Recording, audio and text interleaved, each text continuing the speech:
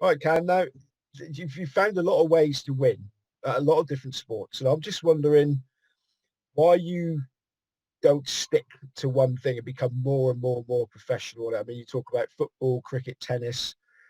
Um, why would you sort of go into something that you don't know much about initially, rather than just stick with what you know? Okay, that's a fair question. So I still obviously focus on horse racing, it's the main focus.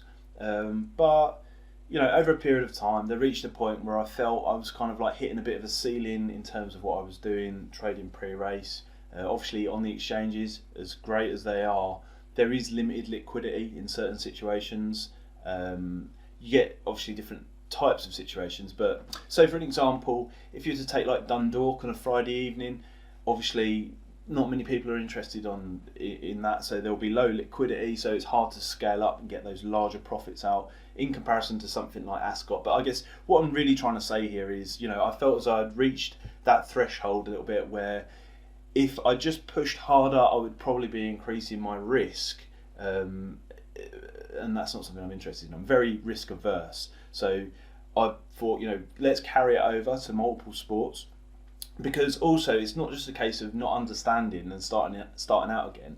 I'm not actually starting out again. I'm just carrying over things I've learned into different situations. So, for example, horse racing, great example. Obviously, Barney Curley passed away last week. Um, there was a lot of fear associated with his horses and the prices in the marketplaces, which would then create over and under reactions. But you could take that kind of line of thinking and carry it over to tennis also, where you might have something like, a young tennis player, female, first game, second set, and so the marketplace is at the end of its extremity in terms of characteristics, but there's still fear attached to her emotional behaviour and also the marketplace too. So yeah. Okay, now a lot of people don't want to talk about, but what sort of volumes are we talking about that you need to wager in to make it pay? Yeah, sure. There's no problems with that. So it depends on the situation because they're very different. Obviously, trading pre-match football match is very different to like an in-play tennis match. But if you're trading, say, pre-match football, then there's some videos on YouTube showing this. But you need to sort of stake around about £1,000 up to 10, 15,000 to get a nice size return. And I might only be trying to steal 5, 10 ticks before the start of a game. If we were to move that over to horse racing, minimum stakes usually 50 quid just testing the water, up to 200 routinely, all the way up to sort of 2,000 pre-race. Now the difference with that is in a pre-race horse racing market, 90% of the volume's turned over in the last 5 minutes. So I will continually turn over those 50s, 200s, 500s again and again, nicking fivers and tenors here and there. One thing to point to mention, I guess, because not all viewers will understand this at this point, but when I say put 10 grand on or 200 grand on, I'm not talking about risking all of that money and having a bet. I'm talking about the difference between the tick increments in terms of pricing. So I might only lose plus or minus 10 quid, and routinely turn that over in the live show, and I wouldn't actually be risking the full 200 or 500 because I'm not going to go in play at all. So I'm talking about pre-race there. So that gives you a bit of an idea of the sort of staking volumes that I would typically use depending on the situation. But really, it depends on how much opportunity there is. Yeah. Now, is it possible for you to be aware that there are like other professionals betting on that market? Can you sort of see the sharp money? So what do you do? Do you think, right, I'll give this a swerve, there's always another one, or how does that affect? Well, yeah, and I mean, there's a great point in that as well. And we can't see. Okay, it's harder to see the sharp money. It's easier to see the sort of more vulnerable panic money in the marketplace. Yeah. So there's situations I'll leave it alone if I don't think there's an opportunity. Certainly. Um, and it's far easier to see the panic that comes in, or maybe like VIP customers. Routinely in the past, I've seen people put 50 grand on a horse at say 2 to 1, and then drag it down and down and down and down in the space of a minute to 6 to 4. That's just a complete idiot thing to do. So that's obviously and quite clearly a foolish bet of a large stake, which affects the marketplace temporarily.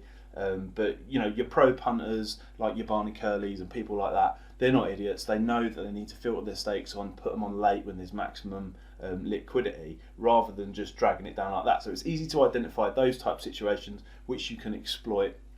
But if that isn't the case and you feel as though the market is quite sharp, then something that I often say to people when I've been helping them out is it's just as important what you don't do as what you do. Okay, so you need to have that discipline and focus on risk management and not making them mistakes. Okay, now I've heard say people that play poker online sort of seriously that the best times were sort of any time after 11 o'clock when the pubs have shut.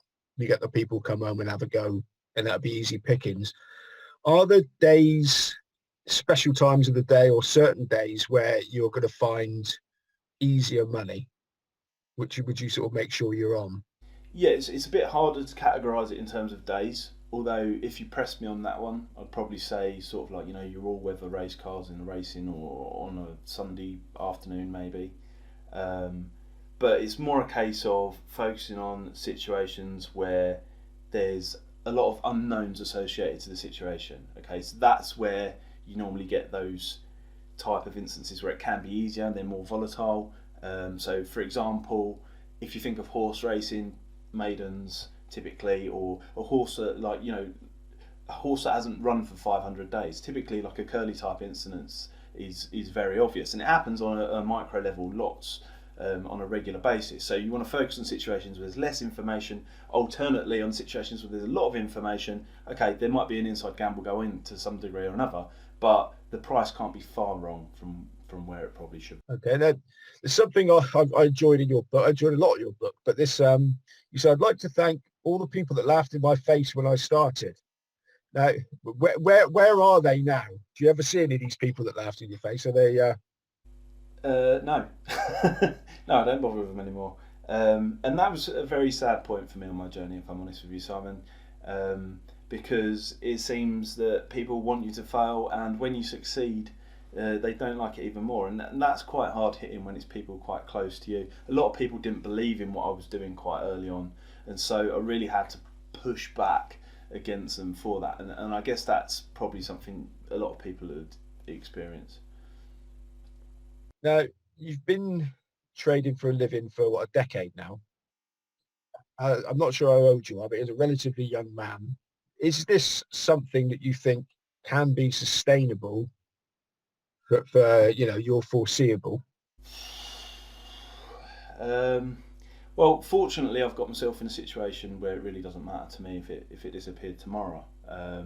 But who knows? I guess there's been lots of points in the past where people have gone, oh, it's the end of it. I remember when the premium charge and the second premium charge come out, people were like, right, it's game over, that's it. That's happened so many times, and then it's carried on. So I'd like to think not, although at the end of the day, quite honestly, I can't really answer that one. I don't know. I hope it does carry on. I won't want to be here when I'm sort of 50 plus. In fact, I certainly won't be. But it's a threat that's always there. But at the end of the day, if you want to have the upside, you've got to take part and take that risk, I guess. It's something that I've worried about before in the past. Yeah. And there's a lot of talk about the sort of liquidity in the exchanges. You've talked about the sort of money you have to have on a football match. Now, is educating people sort of a good way of so perpetuating there being a few quid in the market? I mean, are you worried about the liquidity first of all? Do you mean to attract liquidity? Well, I mean, I'm sure that's not what you're doing to intentionally when you do the videos, but as a byproduct of it, getting people in there having a go can't be a bad thing to keep, for keeping liquidity up. Yeah, I mean that's certainly not like the reason that I've done it, and I think in terms of my website and YouTube and stuff, I'm a very small cog in the big machine. But I guess that could be positive. I guess over the last 10 years or so, it's no secret horse racing liquidity has gone down a little on the exchanges, which is a bit of a shame. It's probably mainly due to Betfair promoting the sportsbook more. But I think personally, and maybe this is me being optimistic, but over a period of time, I think maybe I hope people will come back to exchanges, because bookmakers really are painting themselves into a corner a bit with all these restrictions. You've got the negative stuff in the press about affordability stuff going on. But once it becomes common knowledge that you can't get a bet on with a bookmaker, then I think ultimately people have to come back to exchanges, don't they? I hope they do anyway. Yeah. Now, city traders, we're told, generally burn out at a very young age. Does that sort of same fate await you if you're not careful, or any serious trader on sports betting? Um, I guess it's a real threat. It's supposedly a thing, and I can tell you from personal experience, looking at flashy numbers all day long isn't great for you at all. Um, the winning can become addictive, and very early on, I've found it hard to peel myself away from trading at times, which is not that healthy. It's different now. I'm only 35 at the moment, so hopefully there's plenty of life left in me as yet. And I hope not. But again, it's another one of those that's probably quite open ended, and I couldn't tell you definitively. But you certainly should focus on managing your time and your own personal sort of mental health when doing it full time.